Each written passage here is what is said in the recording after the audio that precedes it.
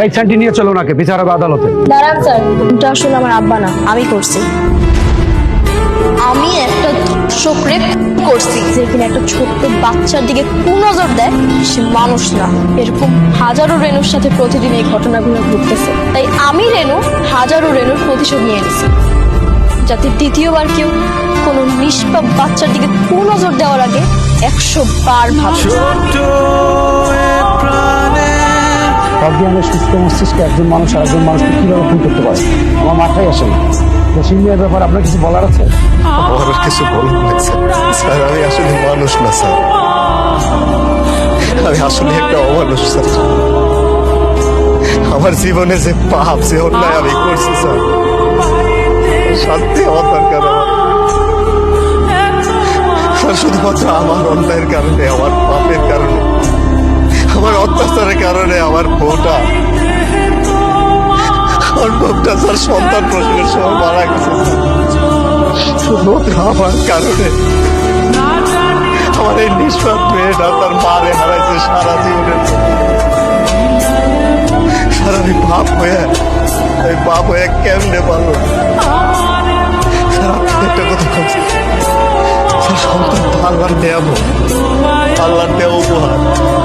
আল্লাহ কি দিব সেই জানে, কারে ছেলে দেবো কারে মেয়ে দিব, মানুষের কোনো হাত নাই স্যার। তা আমি বুঝি নেই স্যার, আমি বেজে আমার ছেলেই লাগবো, আমার ছেলেই লাগবে। আজকে যে ঘটনা দেখতেছেন স্যার, সব কিছুর জন্য আমি তাই স্যার। আমি ভাবি আমার শান্তি দেন, আমার নিয়ে যান স্যার, আমার নিয়ে যান। এই স্যান্টি নিয়ে চলো ওনাকে বিচার হবে আদালতে। দাঁড়ান স্যার, কোনটা আসলে আমার আব্বা না, আমি করছি।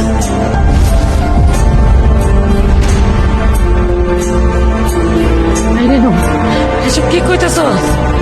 আমি যা কইতাছি ঠিকই কইতাছি। আমি একটা খারাপ মানুষকে নিজের হাতে খুন করছি। শাস্তি যদি হয় তাহলে আমার ভুল, আমার আব্বার না। যেখানে একটা ছোট্ট বাচ্চার দিকে কুনজর দেয়, সে মানুষ না, সে একটা পশু, সে একটা অমানুষ। একটা ধর্ষক কখনোই কারোর আপনজন হতে পারে। সে অপরাধ করছে, সে অপরাধী, তার শাস্তি হওয়া উচিত, মৃত্যুদণ্ড। এর দিকে তারে আমি নিজের হাতে খুন করছি। শুধু আমার সাথে না, এরকম হাজারো রেণুর সাথে প্রতিদিন এই ঘটনাগুলো ঘটতেছে। তাই আমি রেণু হাজারো রেণুর প্রতিশোধ নিয়ে নিছি, যাতে দ্বিতীয়বার কেউ কোনো নিষ্পাপ বাচ্চার দিকে কুনজর দেওয়ার আগে 100 বার ভাবে। আমার যদি ফাঁসি হয় হোক, তারপরও আমি কইতে চাই আমি একটা ধর্ষকরে খুন করছি। ছোট্ট প্রাণে বইছে কত ঝড়, সব আপন একে একে হলো পথ, তবু থামবে না, ভাঙবে না সে হাজার